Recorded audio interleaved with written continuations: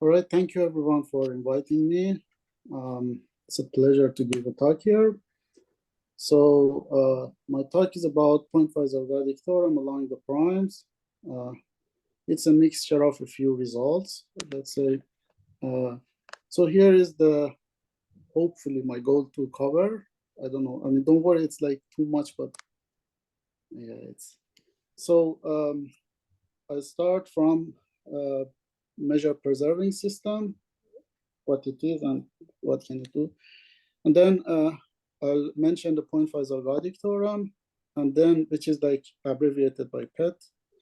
And then PET, I will talk about Pointwise ergodic theorem along the primes. I give a dense argument, which is basically suitable for the original Pointwise ergodic theorem. Then I'll try to start reducing the problem into a maximal estimate at the end.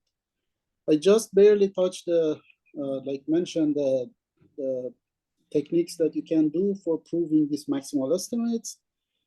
I give a toy model for what is like the operator, what's like the kind of operator that we have. Then endpoint result and a structure theorem is like a result that is really very related to this topic. Then I will a little talk about number fields, like how to go for like a little more general setting. And hopefully if I have time, I will talk about the bilinear theorem, the recent work of Cruz Mirektao. And also I'll try to talk about a current project of ours. And then finally, there is open problem. So there are some open problems that I want to talk. Before I start, I want to say, because I was not very familiar with the audience, so I'm sorry if I am talking about something obvious, or I am sorry if I am giving a lot of unfamiliar kind of definitions and notation maybe. So basically, it's a little hard to give like a talk when your audience is in a broad situation and you want to talk about something that is very analytical. So hopefully you like it. All right, so here is the first thing that we want to say. So assume that you have X, A, and mu to be a probability space, and you have T to be a transformation from X to X, such that it is measure preserving in the sense that if you have a subset, then the measure of this T inverse is equal to the measure of B, which means that this T preserves the measure. So assume that you have this kind of transformation on equipped with your probability space, then this quadruple of X, A, mu, T, which A is like the sigma algebra that you have. So X, A, mu, T will be like a measure preserving system. And one of the famous examples for a measure preserving system is, which we call it circle shifting, is basically you pick your set to be an interval of 0 and 1, and you look at the sigma algebra, assume like that's very, very common, like let's say Borel sigma algebra. You pick a fixed number inside 0, 1, and then your transformation is just the shift basically by alpha. And why do we call it shift? Because look at X as an angle, little x here. Look at it as an angle. Basically what this transformation does is just basically shifting you by alpha. So this transformation is, this quadruple is a measure preserving system. So also we have a notion of ergodicity, which means that a transformation is basically ergodic if you have a subset such that is invariant almost everywhere. I mean, this almost everywhere notion means that for almost every point you have this, which you can write it this way as well. But anyway, if you are invariant under your transformation, then your set should be trivial in the sense that either your measure is 0 or 1. And you can see, I mean, it's a good practice to check to see the circle shifting is an ergodic transformation. All right. So here is the classical ergodic theorem, which is due Birkhoff and von Neumann. It's in the 30s. So assume that you have this quadruple that is a measure preserving system. So it's a probability measure, again, equipped with the transformation that respects the measure. Then look at f to be a function in this set, and assume that f is in LP. For those who forgot the definition of LP, it means that this integral is basically finite.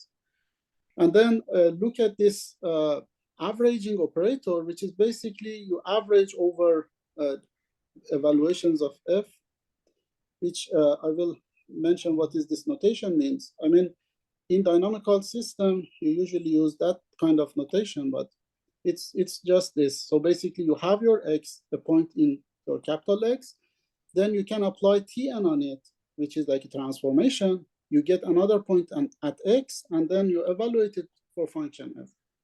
And then you can do it for different n and average on that. You get an average. So this ergodic theorem means that this SNT converges either almost everywhere or in norm. And then for p bigger than or equal to 1, remember that this f is in LP, which I am saying that if p is bigger than or equal to 1, you get the convergence. So one thing that is important is that the focus of this talk is for almost everywhere or pointwise convergence. So we are interested in that. And also I want to say that this in convergence in norm was proved by von Neumann, and almost everywhere was proved by Birkhoff, both of them in 1930s. A good question would be, what is this limiting point? What this limiting point is, in the sense that, okay, this converges, but converges to what? There is a very rich direction that studies these kinds of questions, which I'm not talking about today, but I just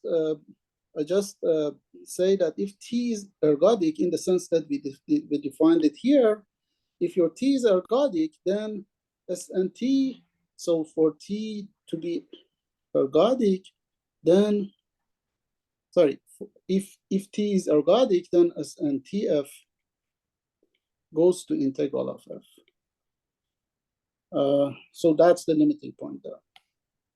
And obviously it's a constant. So here is another way to look at the ergodic theorem. Here is the set x that you have. You pick a beacon x and you look at the orbit. So you evaluate it at t squared, tq, t4, and you got a bunch of points. And then you evaluate each of these points by f in f, and then you take the average. And this ergodicity, which gives you the integral, means basically that if you average over time, you will eventually tend to your average over a space. So that's the kind of situation that we have here. All right. So could you explain this a bit more? Average over time goes to average over space.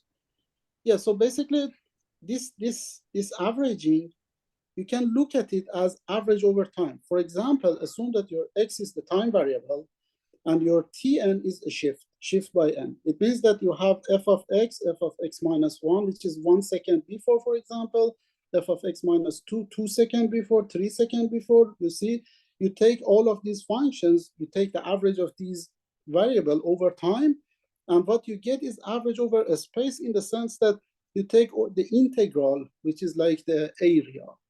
That's kind of the situation that we have. So it's like a not very exact way of saying something, but it's something that is kind of famous in the community. So that's why they call it this. Also, when we're integrating f, the measure we're integrating with is a probability measure, right? It's d mu. I didn't write it, but yeah, thank you.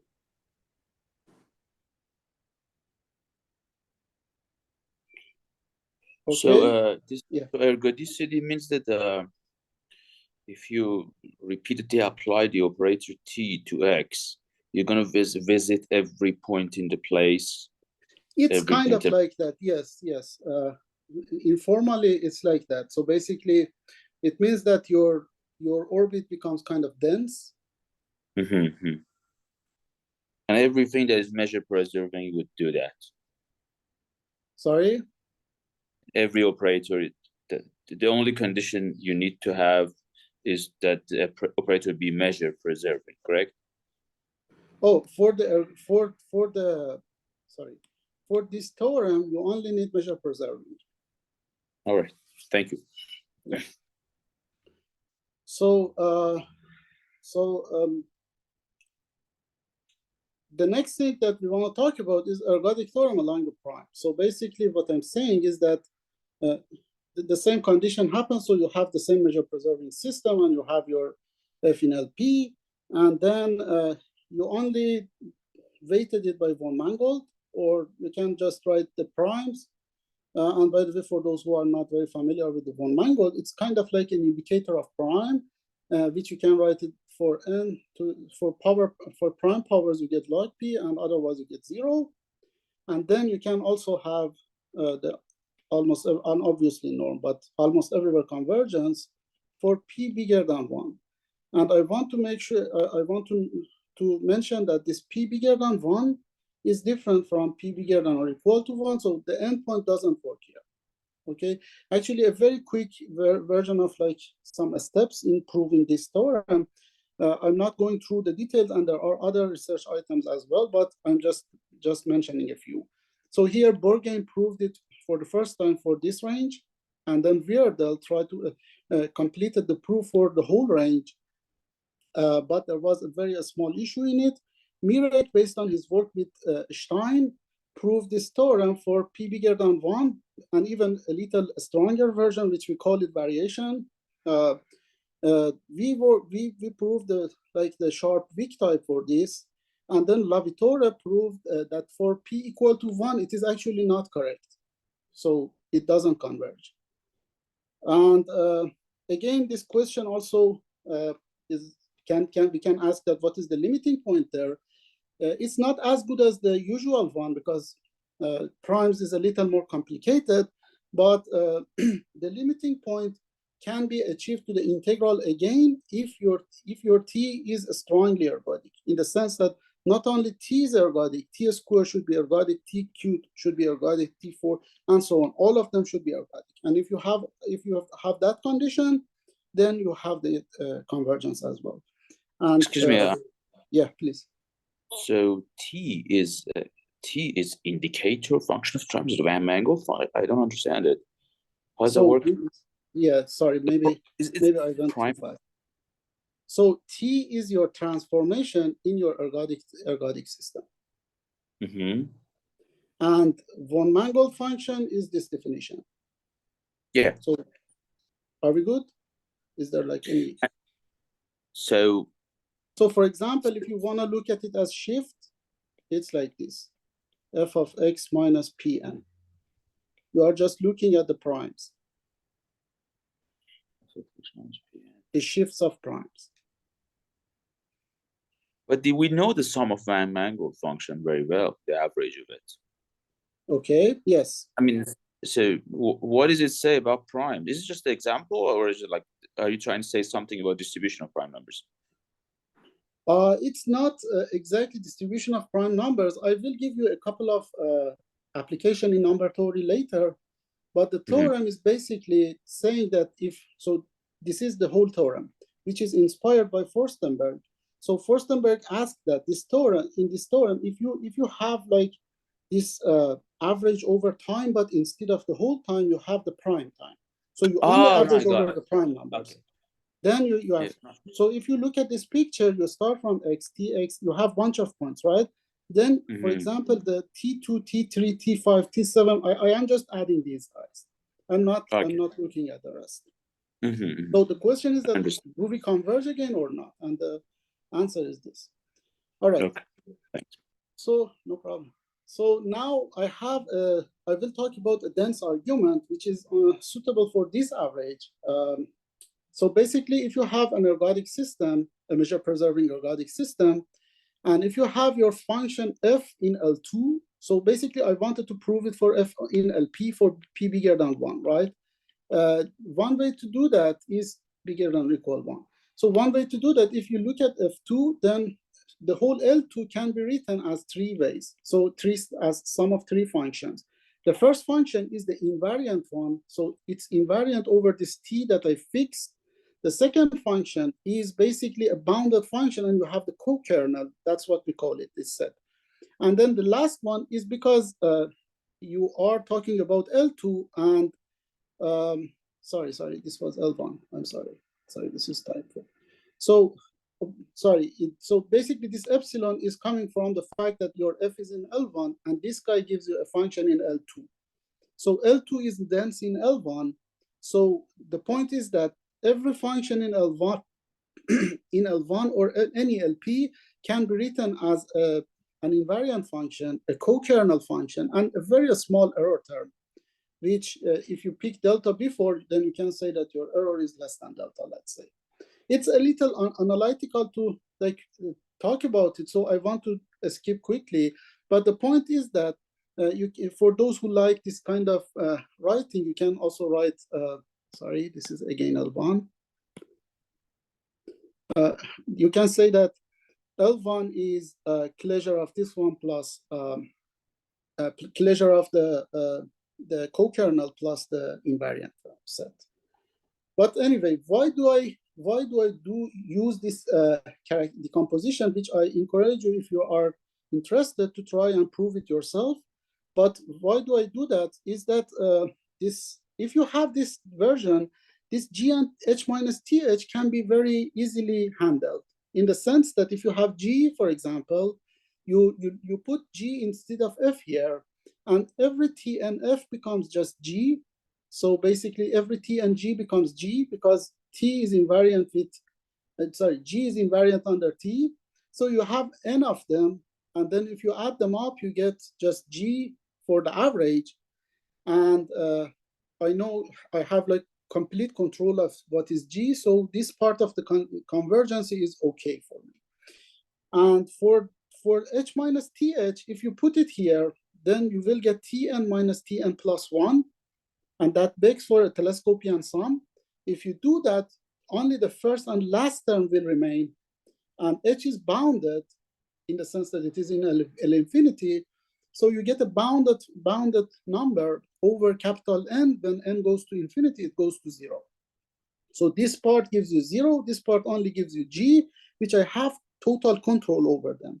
The only remaining part is epsilon, which is ironic because usually the error term is the one that you can ignore. But here, the only thing that remains is actually the error term. So now, a straightforward argument shows that in order to prove the convergence of this SNTF, you need to only prove that the convergence is true for SN epsilon, basically SNT epsilon. And for that, it's straightforward, but you can see that you need to just prove that this measure is 0. So measure of this set is 0, which basically gives you Cauchy, and Cauchy gives you convergence. So in order to prove that, you can just, the left-hand side by triangular inequality is less than just one of them. And then if you believe me with this question mark inequality that this part is true, then your epsilon 1 by definition is less than delta. Delta goes to 0. So basically you get the 0. And the moment that you get this measure to be 0, you get the convergence as well. So by this very, very like elementary analysis argument, you can reduce your convergence problem to this inequality, which I write it in a little better version, actually in a version that Borgen wrote it. You can show that convergence of SNTF reduces to the convergence of this function. So let me just, here was the definition of SNTF, which was the average over f in time. The only thing that I'm trying to do is to take the supremum over all of these ends, and then look at the LP. If you get that this LP inequality is happening, then you get the convergence of the theorem. And that's what we call it. I mean, this inequality is called maximal estimate in our. So basically, all I'm saying is that in order to prove the ergodic theorem, you need to just prove this inequality. Because if you prove this, you can have this question mark, and this green argument gives you the convergence. All right. So the important thing is that this very elementary argument doesn't work for the prime, because for h minus th, if you apply it here, you can't use the telescopian sum anymore, because primes are not differed by 1, but so you will have something else, which means that you need to do something else actually. What Bourgain did is that he first said that, okay, instead of the whole integers, I can just look at a sparse set of them, which is like, I don't know, you can say just dyadic powers, it doesn't matter. And then in the next step, he uses some oscillation inequality, which I won't go through, but the point is that after this step, you can reduce your operator to a maximal estimate. So this step that Bourgain did here is equal to what I did here for the actual integers. Okay, so for the prime, you need to do something else, which Bourgain did. And now anyway, for both Sn and An, I only need to prove the maximal estimate. And there is a transference lemma, which is very, very important notion in analysis, which basically states that if you can prove it for a shift, you can prove it for every transformation. So this maximal estimate, in order to prove the maximal estimate for every transformation, which is actually the only job that we need to do, we can only prove it for a shift. And that's okay. So the same is true for both Sn and An. I wrote them in different colors so that you see both of them. Here is An for shift. You can see it's exactly like the form of the convolution that we have. So basically, I actually wrote it as a convolution, and this is just the kernel that you have. All right, so maybe those who are more like interested in Goldbach setting and this sort of thing have already seen these kinds of convolutions. So now, all in all, I want to like kind of summarize what I did so far for proving the primes, for example, is that I need to prove this maximal estimate, which is basically the supremum over my convolution operator. Yeah, please. Something. When you're taking shifts f of x minus n, okay, then are you applying the operator t in reverse n times, or what is the actual ground space that x is coming from? What do you mean by x minus n? Oh, here, yeah, that's a very good question. I'm sorry that I missed that. So f now is coming from z to c. So here, okay. when I'm saying LP, so when I'm saying G is in little LP, I mean little LP of Z. And when I'm saying here G is large LP, I mean large LP of any probability space. Okay. Okay. So now X is actually integer. Okay, so then you can subtract. Yeah, I can just subtract and do it again and again to get different shifts. And that's kind of like a convolution. T is the shift when you little L you work. T is the shift, right? Sorry, in this theorem that you write, T capital T. Okay. What is the transformation? Yeah, transformation in general is a measure preserving transformation. Okay, so it's just a map from X to X that respects the measure. But here in this specific case, it's just a shift. So T of X goes to X minus 1.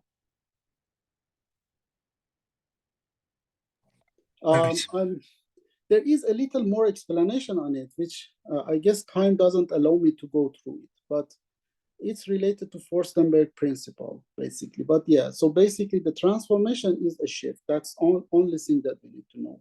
I mean, for the little LP at the moment. Okay. So now, Sorry, yeah, please. and what is the measure in this case? Yeah, that's a good question. Okay, so you can use counting measure, and for the actual measure, it's upper Banach density. I have it at the end of the talk, but I was thinking that if I go through it, it kills a lot of time. So I don't know, if you trust me that there is a measure, is kind of like counting measure, that would be great at the moment. Okay, but it is not measure preserving, I think. So yeah, exactly. So it's a Follner sequence, which is basically the gives you the upper Banach density, basically. For example, for prime, it is 0. For even number, it is 1/2. For multiples of 3, it is 1/3, and so on. Okay, thank you. No problem. All right, so now here is the final reduction that I had. So I think that because of time, it's good to not go through this example, I guess. I'll go back to it if I have time, let's say.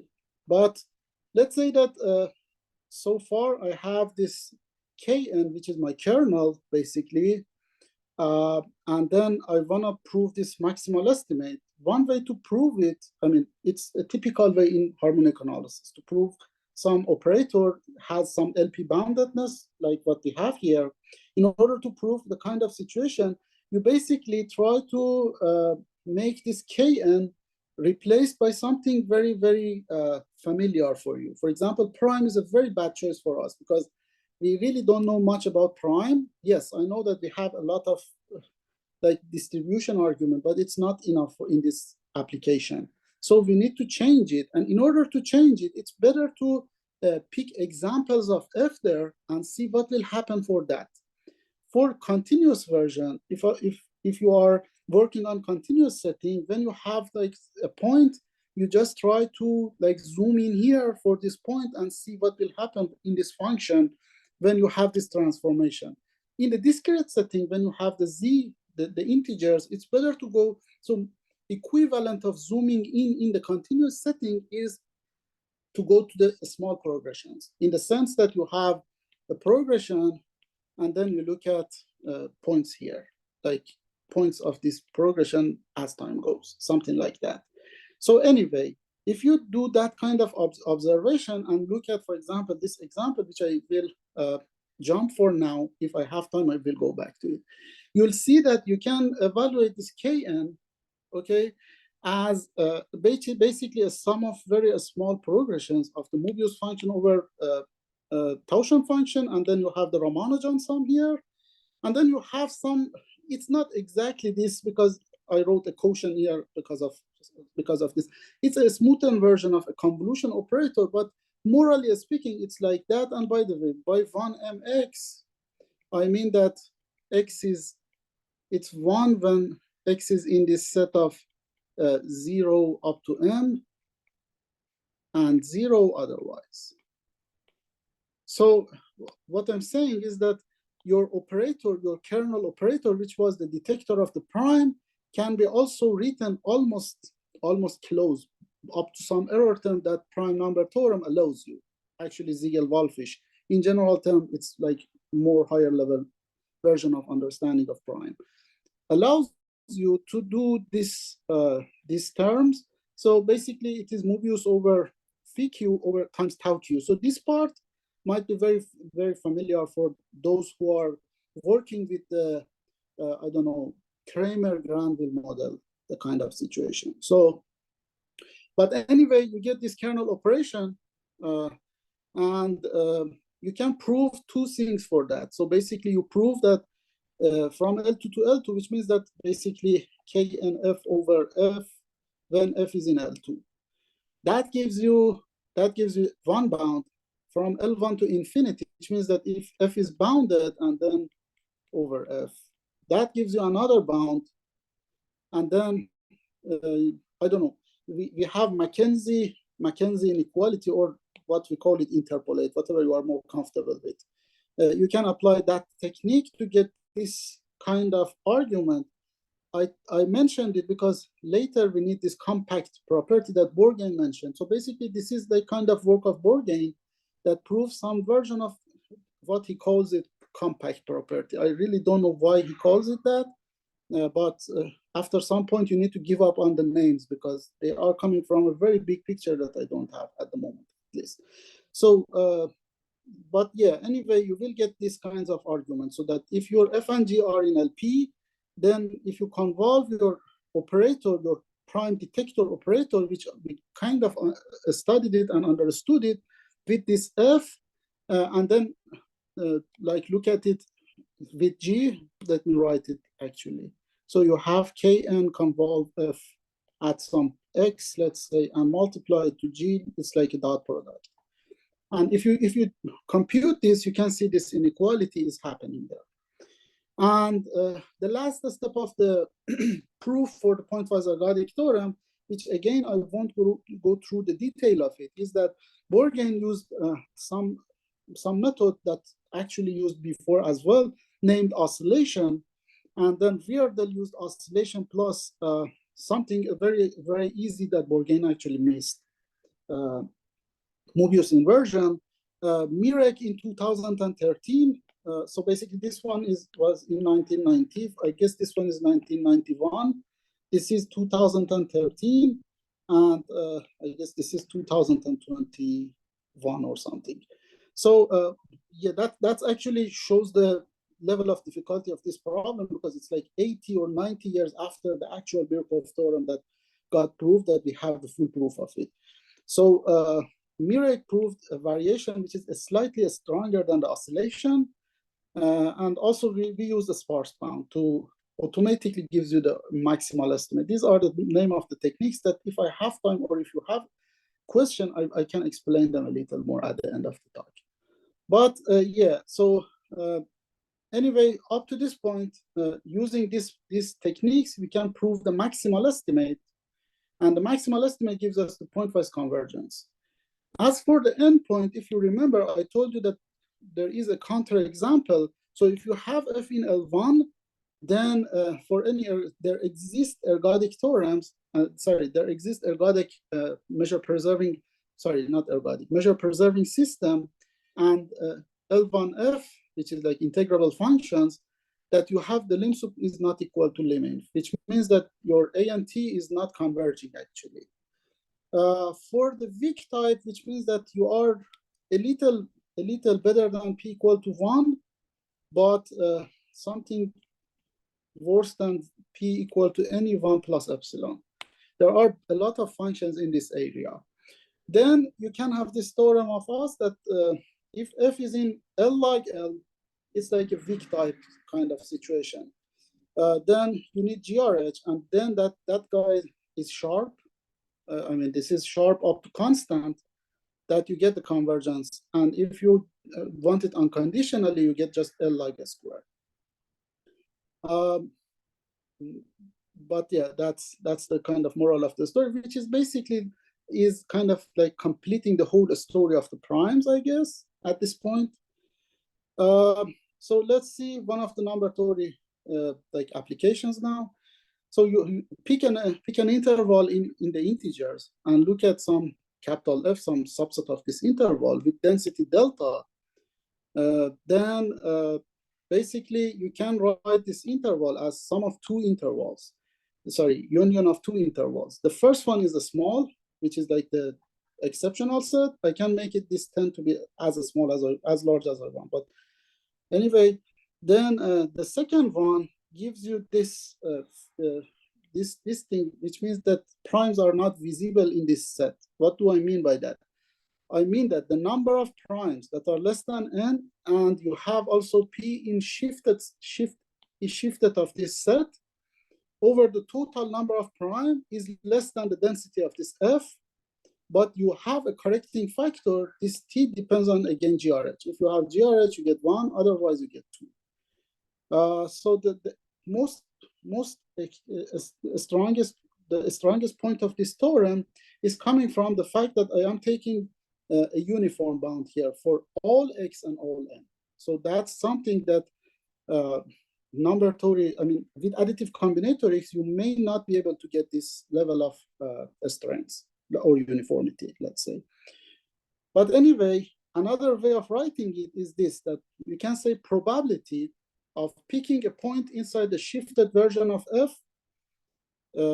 in condition to picking a point on primes is less than the actual probability of f if it was equal. And if there is nothing here, it means that they are independent. But at the moment, we have inequality and we have a correcting factor here, which I just used the sharpest version, by the way. But yeah, that's one application in number theory. So this kind of Pointwise ergodic theorem can be generalized to the Gaussian setting, for example. In the Gaussian setting, assume that you have a measure preserving system, and instead of the integers act on t, you have your, for example, zi act on t. Then your a and t can be defined this way for all the Norman less than n, which is like a circle inside the Gaussian lattice. And then you can look at it this way. So you don't have the order now, but you have x, t, i, x, t, 1 plus 2i, and you just pick the primes there, kind of. And by the way, this von Mangold can be written as usual. So if n is a prime power, because you have this ring is very good, zi is very good, you have ed actually condition there. So if n is p to the alpha, then you can get log of, it's norm of p. And otherwise you get 0. And yeah, basically, let me rewrite this one as well, f of t and x.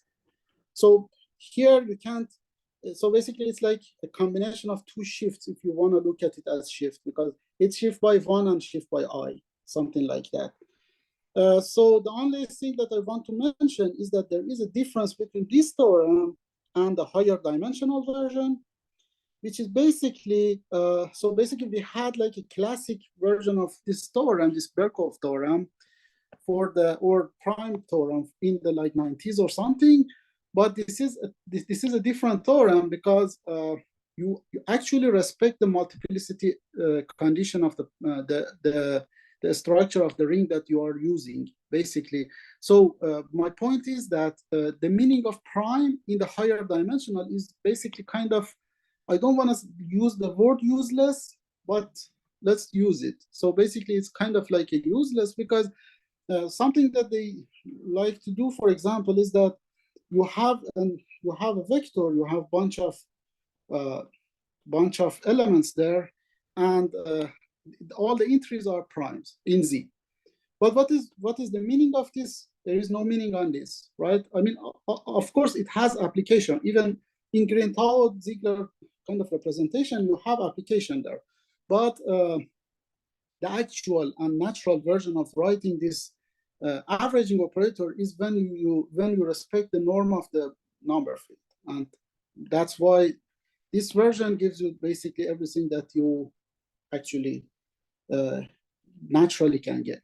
So yeah, and this is also convergent. Yeah. But I mean, in case of ring extensions or field extensions, obviously there is a sort of, you can see one extension as a module or a vector space over another. Then do these averages also in ratio, or when considered for two different rings separately, and one is an extension of the other, that they are related to each other somehow? Wouldn't that be the case? Yeah, that's actually a very good question, if I understood it correctly. So what you are saying is that if you have like a power extension of number fields, something like that, then what will happen for the averages of one of them with respect to the other one? I want to explain that, I want to mention that this is the first number field result that we have, basically, and a lot is unknown there. So basically, we even don't know how to do q square root of 2, because that's real, you have infinitely many units because of unit theorem, and then you have like this theorem becomes a lot messier. So we are trying to do that, but you know what I'm saying? I mean, what I'm saying is that even q square root of d is not completely finished now. Not completely, by far it's like far from finishing, because what will happen if you don't have Euclidean domain, even if you have just a DD, then it's a mess. You know what I'm saying? So it will be it's like a very good question, and actually the answering this question can be a very good topic to understand, I guess. Okay, thank you. No problem. So Sorry, you said yeah. Sorry, you said that this is converge, but to what limit it converges? Yeah, that's actually another question that we don't know, but I guess, that's my guess, that if T is ergodic, again, it converges to integral of f.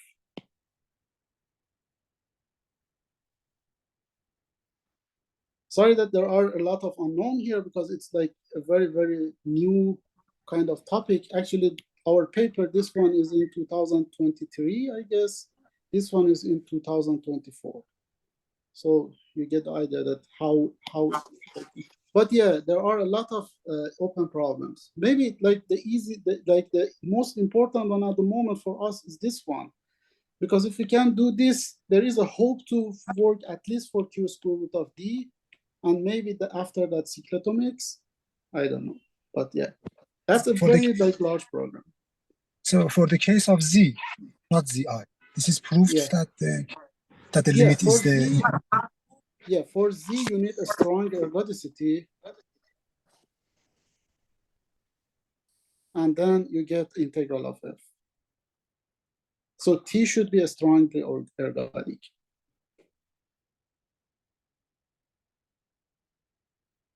Are we good?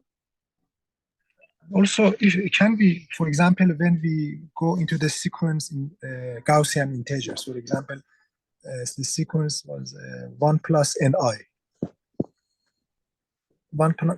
Yeah, that actually is a very, very important question, because if you can answer that, you can prove Landau-Fourth conjecture. We want to track the prime numbers in this sequence. Yeah, 1 plus, if you prove that 1 plus ni has many prime numbers, then you can prove 1 plus n squared in integers has very large prime numbers, and that's actually a Landau-Fourth conjecture. So can we reformulate it in this, for example, in terms of this? Yeah, I tried that. Actually, I tried this kind of situation for like 6 months or something. So far, I haven't gotten anything good, but with the emerge of like pretentious number theorem, it might be possible to like, for example, there is a paper by Motomaki and Radziwill that studies these kinds of like primes in short interval. It's basically like that.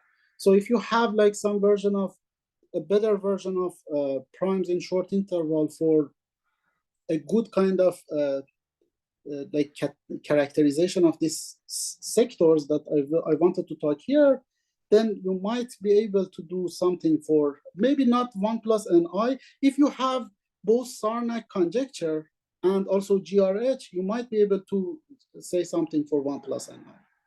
I don't know. Sorry, but it's like a very, very hard problem, very challenging. So that's all I can say. But anyway, so basically for the Goldbach setting, I'm not going through it, but I just look at the picture. Sorry, Yeah. may I ask you easy question?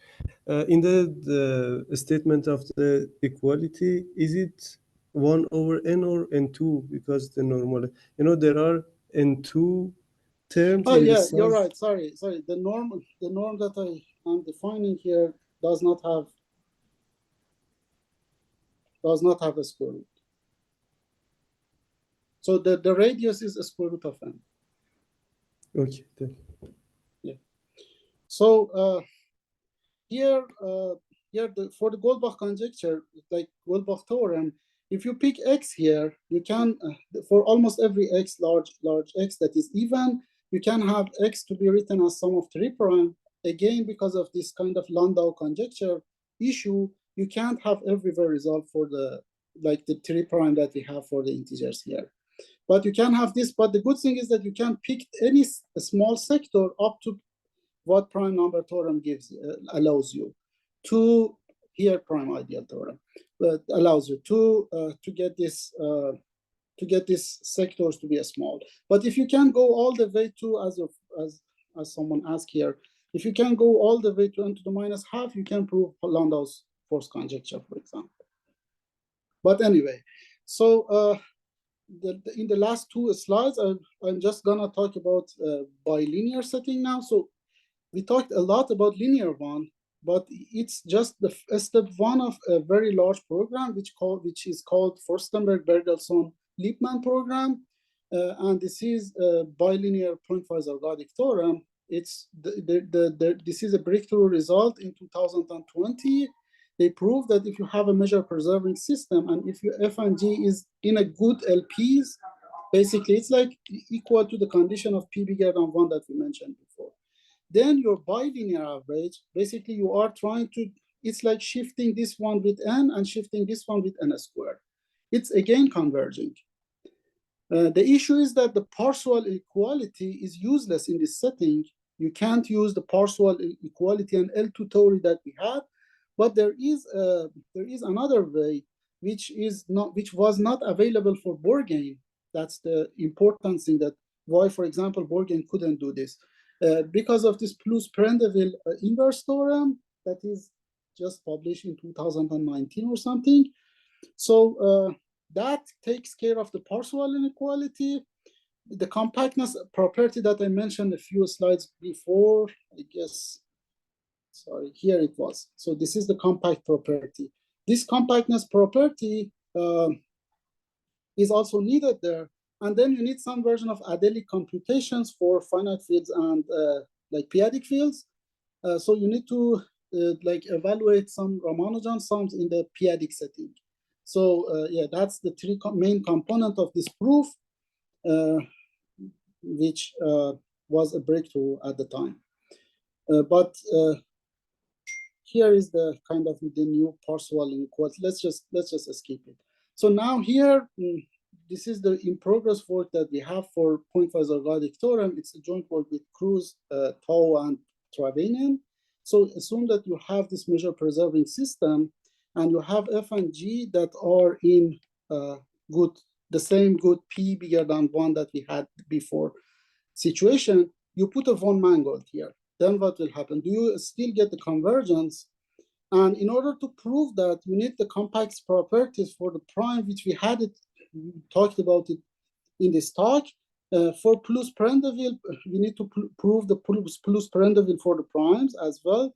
The adelic argument becomes like kind of, I want to say just reduced adelic argument. So basically it will be like a bunch of reduced sums for the Ramanujan sum. And we also need some recent Gover's norm of the difference of the von Mangold and this Kramer model or Ziegler model or any kind of model that is like representing von Mangold as well. So these are like the main components of this proof. Yeah, and then one of the like nice result that, I don't know, maybe nice result that you can get from number for number theory is that you can almost prove that for a lot of even integers, at least this is what we got so far, that for a lot of even integers, this equation has a solution for a lot of ways. This is not important, but the equation itself is very important. P and R and Q and all of them are prime, basically. So this one is like the Goldbach type, but now you have this one as well. So we had Green-Tau-Ziegler theory for both polynomials and for matrix version. But the difference between this one and the previous ones is that now your variables are dependent. So they are not completely independent in the sense that P and P square are basically completely dependent. And here is like the kind of matrix equation that one gets from this thing that I wrote here. Yeah, here is the open problem, I guess. How long do I have now? Excuse me, how long do I have? I mean, I think maybe 5 minutes. Okay, 5 minutes is good to at least talk about this L2 theory. So before I mention the open problems, I want to say that in the L2 theory, so here it was like the usual linear case for the convolutions. When you want to write the linear case, you have actually like a convolution form for L2. Then by Parseval, you can make it like, you can take the Fourier transform of these guys. And then, and by the way, let me write here, I have L2Z, and this one is L2 of 0, 1, which is like on the circle, because my Fourier transform is actually from Z to circle. Then, so if you take the minor arc, in the sense that if this F is inside the minor arc, for those who are interested, like familiar with the minor arc definition, then you can just basically simply take the infimum of this Kn hat in our setting, in number theory setting, if you want to know, it's basically Van's identity or Heath-Brown identity, or in general, type 1, type 2 identity. Sorry, type 1, type 2 argument that makes this one very small, smaller than what trivially is. And then you have L2. So basically the moral of this story is that you get the L2 norm of a convolution operator, and you say that this is bounded by your actual L2 times a gain. And this gain is helping you at the end for all of this ergodic theorem and Goldbach type theorem, any kind of these things. But then if you have like two function here, like two shifts, like this one that we have here, then you can't do this in L2 theory, but plus Prendeville and afterward like tau with the use of the Hornbanach theorem, they can prove that this is true for L1. So the correct one here was L2 to L2. Here it will be L1 to L2 times L2. So if you have L1 of this operator, and if F and G are living in the minor arc, which is basically a very special minor arc, but in this special setting, you get a gain of kind of like a similar gain here, maybe a little weaker. But this is enough for the convergence of Pointwise ergodic theorem.